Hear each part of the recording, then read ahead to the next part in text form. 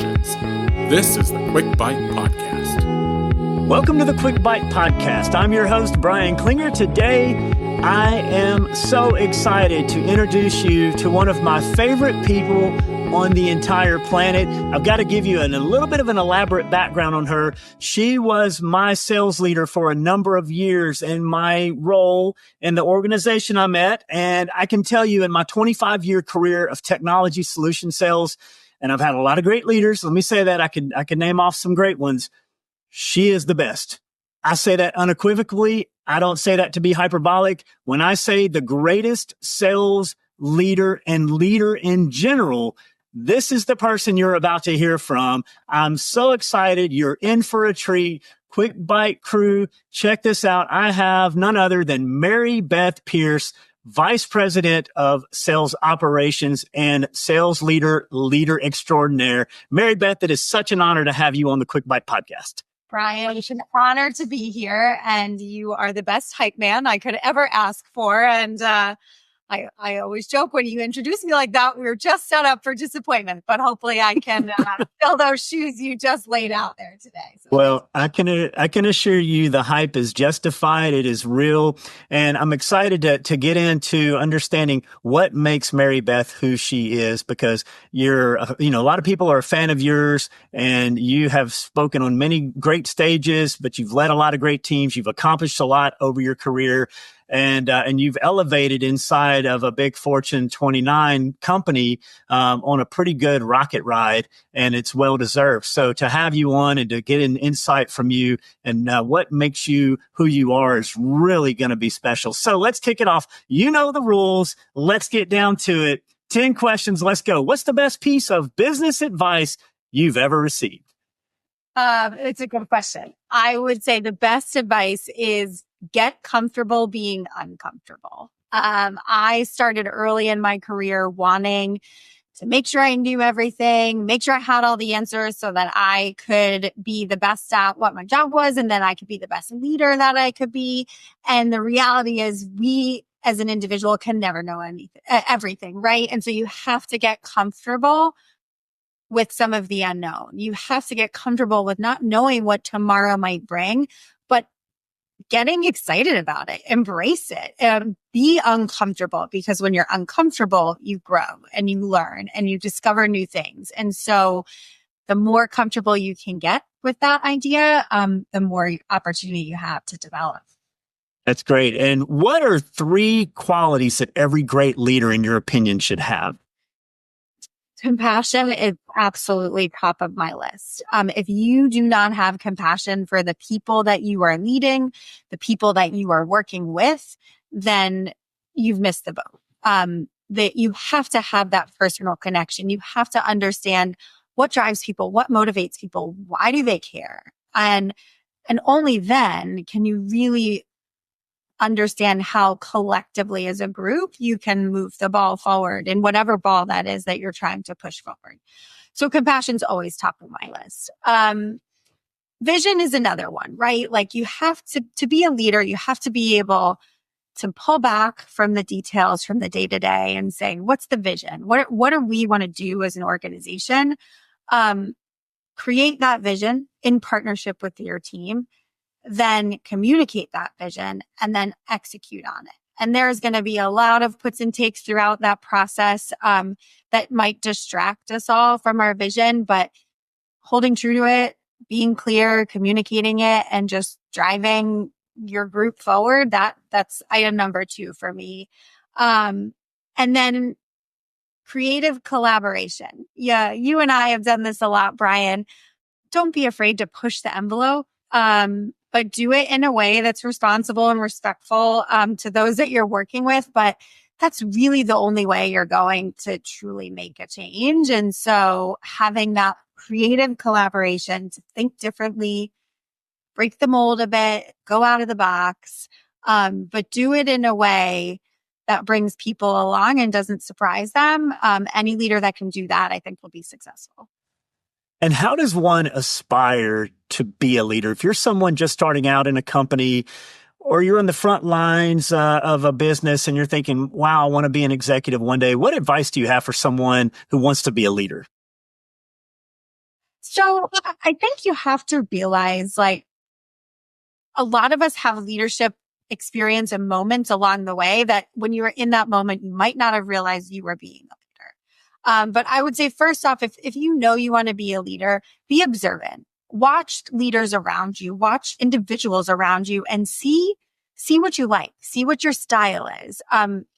Everybody's a bit different. I've learned from some incredible leaders and I've learned from some not so incredible leaders. And I've taken all of those learnings to make who I am as a leader today, right? What do I want to do and what don't I want to do? I'm as equally thoughtful about what I don't do, honestly. And so I think for those that are aspiring to be leaders, observe around you, decide what you think is a good quality and start to practice that in your day to day. And you'll realize you're leading already, even if you don't have a direct report, even if you don't have that person in your, in your organizational hierarchy.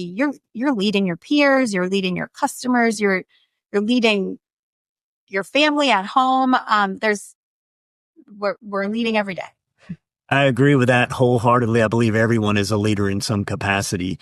So that's great advice. And as a leader, sometimes you have to make decisions and take leaps of faith. What role does faith play in your business life? I would say faith keeps me grounded. It keeps the stress levels at a manageable level. It reminds me of priorities. And so it certainly plays a role in my day-to-day business life as, we can hit moments of stress, deadlines, and faith kind of reminds me I'm a small piece of a really big world out there, and I have to keep myself grounded on that and make sure that I don't let any one thing get me too overwhelmed. Yeah, that's great. You mentioned you've had some great leaders in your life that you've modeled after and observed.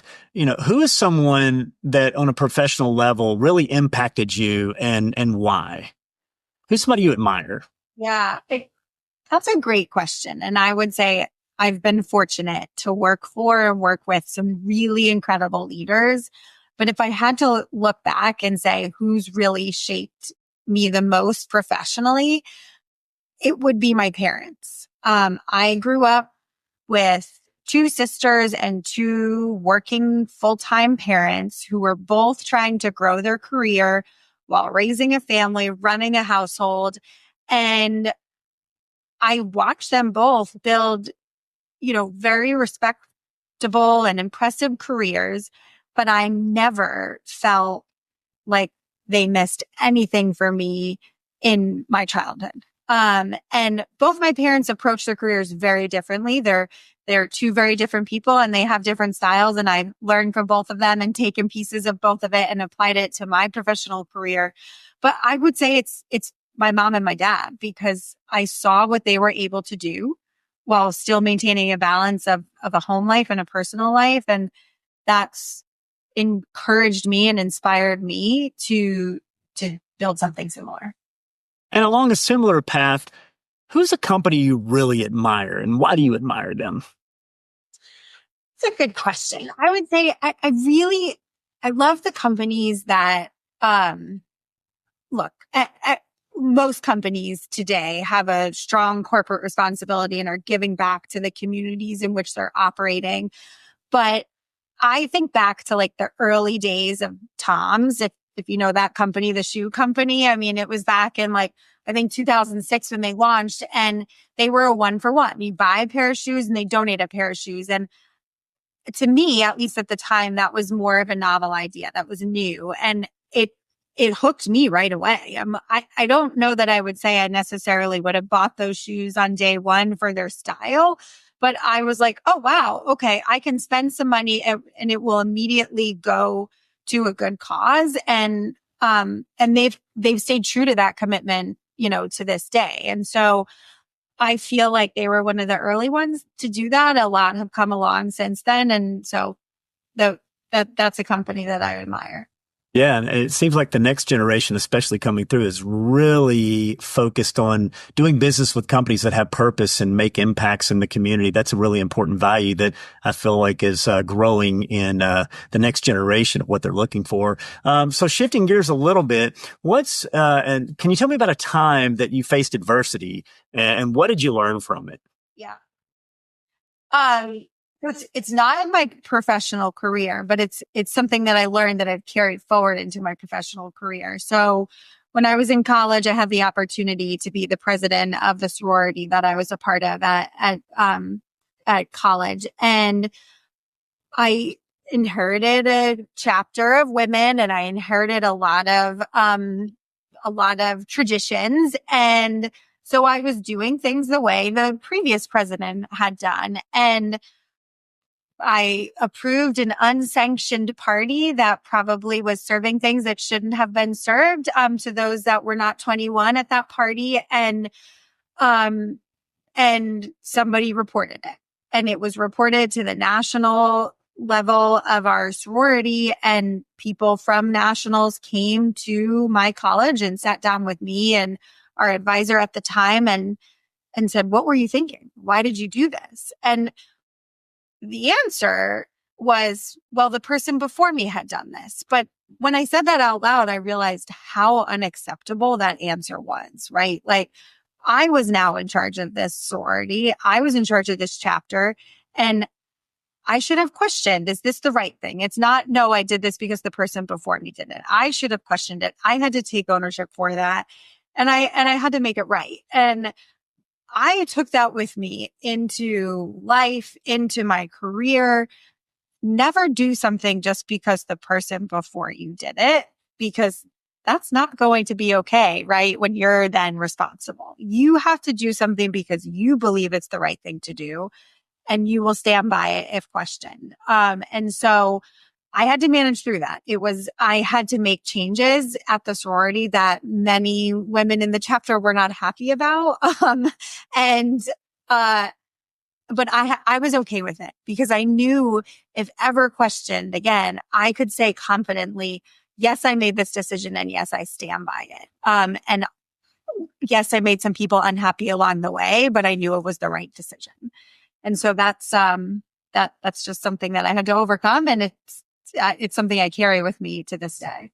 Oh, I can imagine. I could totally, what a lesson to learn at such a young journey in your life, but the way you handled it, and the lesson there is you took accountability for it and you made the tough changes. And it's not always a popularity contest when you're being a leader. Sometimes you do have to do the hard thing, but it's the right thing. That's right. Yeah. Yeah. Yeah. So on a lighter note, what's a fun fact about Marybeth Pearce that may surprise a few folks? Fun. Well, I'm not a huge believer in like all the studies around birth order and what that means about you as a person and your personality, but I am the middle of two sisters, and I grew up with my family nickname besides MB, the family nickname being Switzerland. I was known as Switzerland for my two sisters. We all got along great. They're my best friends today.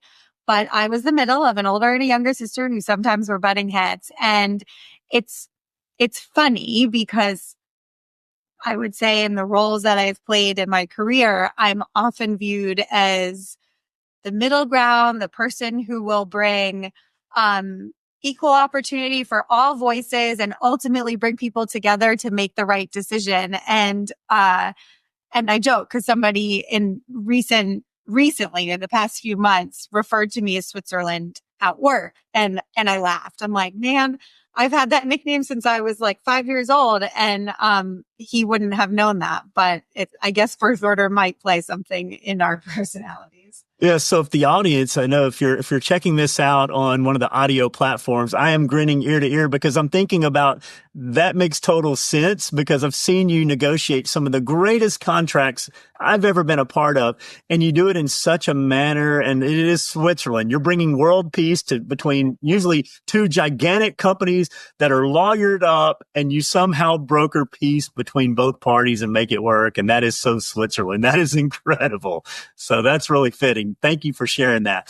So on that same vein of light and easy, what do you like to do to unwind? You're a busy executive. You have a lot of people that, are depending on you, and including your family as well.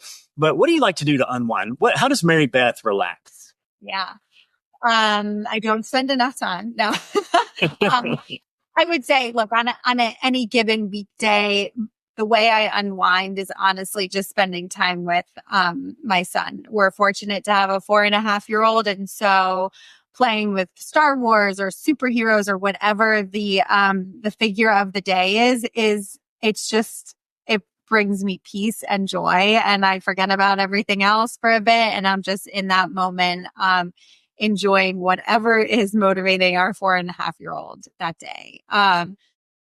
For vacation, anywhere with water brings me calmness. I love the beach. I love having my toes in the sand and listening to the waves crash, and any opportunity I can get to do that is how I really like to unwind.